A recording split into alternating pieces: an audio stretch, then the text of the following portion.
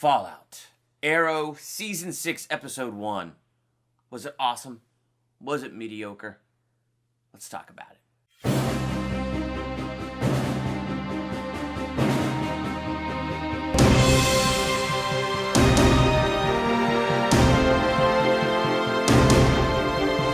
Welcome to Durbania. I'm Durbin. I'm Laura. And this is our spoiler talk for Arrow, Season 6, Episode 1, Fallout. Kind of indifferent towards this show. I am too. I mean... And it's funny because Flash, I'm still interested. Like, oh, yeah. I'm looking forward to next week with the Flash. It's not that I'm hating Arrow. I don't hate it. I'm just, there's this feeling of indifference. Yeah. Well, and, you know, it's Season 3 of The Flash. And at Season 3 of Arrow, we were still super hyped up and excited. It's Season 4 of The Flash. Still, I think Season 4, Season 4 we were starting to waver too on Arrow, but it's just, I don't know, Season 4 of The Flash is a lot more fun than Arrow does, and Arrow, it's, I don't know, at the end of the Lian Yu, when they blew up the whole place, you would think, you know, somebody other than, you know, the mother of Oliver Queen's son would have died. Yeah. And, you know, Thea's in a coma. Just up the stakes. You would think somebody... Yeah, and then Thea's in a coma and So, you know, she's coming back eventually. They're going to find some way. Probably Constantine will come back to the show, or who knows. You know, it's kind of interesting, like... Okay, so I was kind of excited, no more flashbacks. Yet the show still managed to do the flashbacks. Yeah, just only 5 months ago, so hopefully that will stop. I have a feeling they're going to find other ways to keep that going. We don't have the wig anymore. Yes, we don't have the horrible long hair Oliver Queen wig. I know, I bet Steve Amell is very happy about that. Yeah, yeah, I bet so. So some of my positives with it, though, it is kind of interesting that as they come back from Lian Yu, other than Oliver, well, Oliver doesn't have a problem. He's got to relate to his son, who blames him for his mother's death. So he's got that. But he's dealt with that kind of horror before, so it was easier. Like, he knows how to cope. Yeah. But, like, everybody has come back with some type of scarring. I mean, you have Dinah and Quentin had to shoot Bad Laurel on the island, and he decided to lie about it. They both decided to say she was found dead because he didn't want to own up to the truth that he shot his own daughter, even though she's an Earth 2 person. And this just goes to prove you need to double tap. Yeah, it's Quentin, though. He wasn't going to... Well, Dinah should have done it. Like, Quentin should have walked out the door, then she should have run back and screamed in her face or something. Yeah, I don't know. Who knows? But, I don't know. So you had that whole thing going on, and that had an element of interest to me. I mean, you know, Quentin hitting the bar again. Well, but he wasn't drinking. He was just there and looking at the drinks. Yeah, you know, putting the temptation in front of his face, thinking he doesn't deserve any better because he's such a terrible person. Yeah. And then Dinah just keeping that secret. I think the one that is the most interesting coming back is Diggle, and I think he's the most interesting to me. Because... He's still a mystery for us. Well, because we saw... Okay, so he and Felicity were running through that, like, wall of explosions. And as they were running through all of these explosions, through this flashback, all of a sudden, you know, we see him with this huge scar right here. And then we get no explanation. Well, he got hit. Yeah, and then on top of... I mean, he has this post-traumatic stress, so he has the gun, he's shooting, and it's more than the explosions. So he's missing, he's not on it. I mean, he volunteered to stay, you know, at the home base and be on comms instead of being like in the action, which because he tried to save done before. Wild Dog and missed shooting the dude. And then Wild Dog had crushed lungs, and they're like, "Oh, it's not good." And then next thing you know, he's on his feet moving around. But you know, yeah, that was kind of hilarious because you know, Arrow saves him.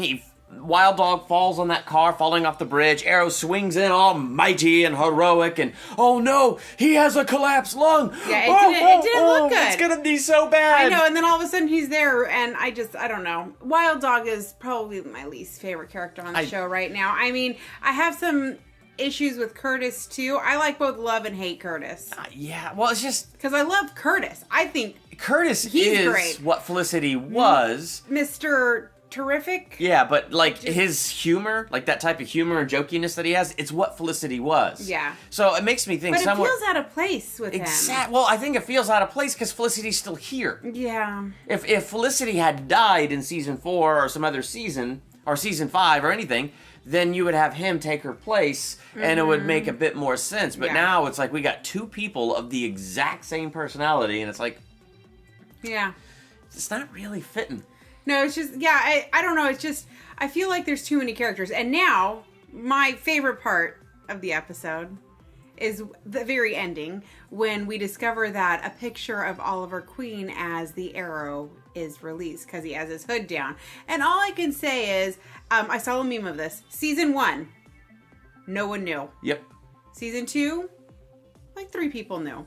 Season 3, like 1 million people knew. Because seriously, he's just telling everybody a secret. But see, it serves him right. He and all of his team, they will beat up some bad guys, but then stand there in the open and take off their hoods and take off their masks to have a conversation. Finally, somebody's going to learn a lesson. It's like, you know what?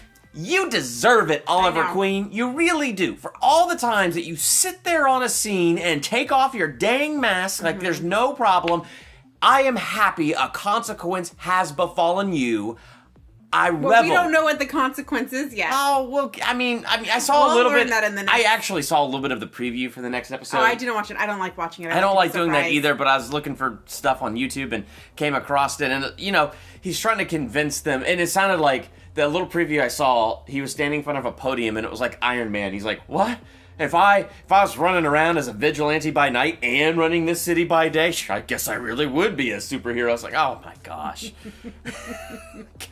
I mean, and so now the promise that he made his son that he'll always be there for him and that, you know. Oh, you know that's going to be challenged. The moment he was talking to his son and he said, I will never ever leave you. It's like, you're going to leave him. Yeah. You're not going to leave him on purpose. You're not going to do it because you're a jerk dad. But luckily he has his old, like, I'm going to say nursemaid because that's what it is in like those Renaissance movies. Oh, but yeah. I'm like, but I it's not a housekeeper. It's like, I mean... Yeah, why a babysitter? Yeah, nurse? But it's not a nanny because he's older. Nanny. But, I mean, she's the one who was there for him, so he trusts her. He knows she can do it. I don't remember her. Do you think she knows he's the Green Arrow? Yes, I doubt it. totally do. You really do? He told everybody else. Oh, that's true. And, well, she definitely knows now.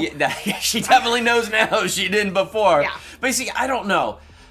Okay, so first, Bad Laurel, you know, distracts everybody, and then she breaks into Arrow's secret lair, and they do it to get a prototype T-sphere. Which, how does she even know what that prototype is? See, that's another thing I don't know. So I'm going to guess that she must somehow be spying on them in their hideout. So maybe that's a reveal that's going to come later. Because they knew where the hideout was. Yeah, they knew where the hideout was. They knew how to break in. So I have a feeling later we're going to get into that. But in the T-sphere, I am pretty anxious to know what that does. But the other thing I'm kind of anxious to know is, so the very end of the episode, we go back to Lee and Yu for just a second, and we see Bad Laurel on the ground and some dude whose face we never see. No. But see, okay, this might have just been bad acting, but it looked like she was dead. He kneels down beside her. She goes, boo! And then, you know, he takes her by the hand. That's why I made the joke about Constantine a few minutes ago. No, I wasn't paying attention. He'll bring, I was thinking of my next point. He brought Black Siren back, and I don't know. I just... Well, the thing what I couldn't tell is... couldn't tell who it was. Yeah, and I couldn't tell, did she wake up because she wasn't dead, so she just woke up? Or did she wake up because he emitted some power that woke her up? Yeah. I couldn't tell. And I don't think I could tell because it was a weirdly constructed scene, and it just looked weird. And it was, I mean, and they were trying to hide it, and she just kind of, like, she's like... I also couldn't see where she got shot. I thought she got shot in the chest. I don't know. Like here in the shoulder, but there was no blood. Yeah, it was weird. I mean, well, and they don't really show blood in these shows. I know they don't, but you know, yeah. I know, but it just, the whole thing just, I don't like Laurel as a villain. I don't either. I wasn't really a fan of hers on the show. I mean, she had her good points, but I like Dinah as the Black Canary. Yeah. I loved Arrow through about season 3. Mm-hmm. They totally lost me season 4. I was gone. I'm sad. They lost me. And season 5 is what brought me from lost back to indifferent. Mm-hmm. Well, for me, I'm kind of sad that Slade Wilson, kind of said goodbye. I hope he comes back. He's probably one of my favorite characters on the show. I'm like, he's just... Yeah. He calls it as it is. You need more of that. Yep. So, I mean, I don't know. It's hard to say what I thought. You know what? I'm just going to have to see how the season progresses. Yeah. It's out of respect for seasons 1 and 2 that I've stuck around this long. Well, because we're entertained by it. Yes. Because if we weren't entertained by it, like DC Legends of Tomorrow, we stopped watching that because it just didn't work and for Supergirl, I'm debating if I'm going to pick it back up. Yeah, we haven't decided if we're going to start it yet. But The Flash, I'm into. Yes. Like, I want to know what's going to happen there. I liked the episode. Yeah. I liked the trailer I saw for the next episode. Yeah, the trailer for the next episode was hilarious and lighthearted. It was great. Which is what The Flash is. Yes. So.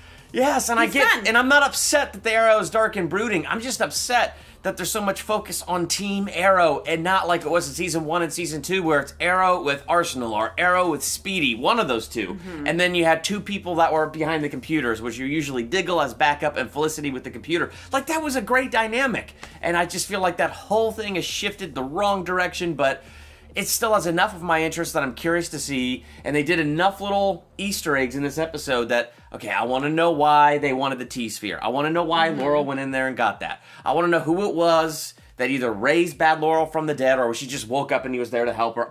I want to know who that was. So, like... I know it's not Constantine. I just threw it out there. Oh, I know it's not Constantine. Yes. Well, it's because they said Constantine's getting a show on the CW seed, so I'm like, oh, they're going to try to bring him back in there they again. probably will. That's for sure. Yeah. Tangent. I didn't like that episode with Constantine either. No. Back in season 4. That's okay. But that was the season that lost me. Point is I'm still indifferent. It hasn't really won me back over to, I'm so on pins and needles, but I am curious. It's laid enough good groundwork that I'm like, okay, what are these seeds going to produce?